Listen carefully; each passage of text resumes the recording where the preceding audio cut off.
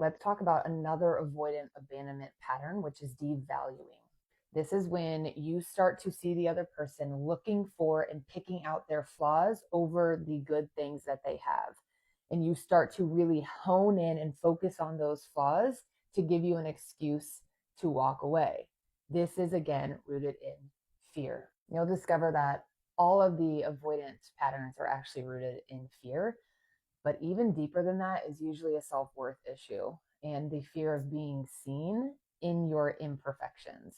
And so people try to push away and devalue an individual and point out all of their flaws so that they have an excuse to walk away as the intimacy continues to deepen.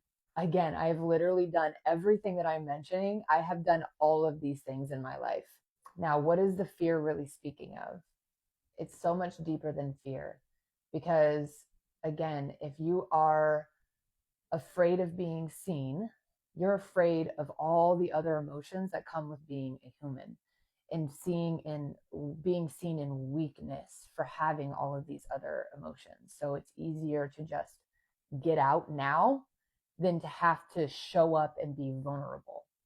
Tying back to childhood, if you were never valued and you were never seen properly and appreciated properly and even seen in the weaknesses and loved through that and held through that, that is very scary. So it's easier for somebody to just avoid that altogether than when you have that abandonment wound, knowing that, well, this was never shown up. Nobody showed up for you in this part of your life for that. So why would they show up and stay now?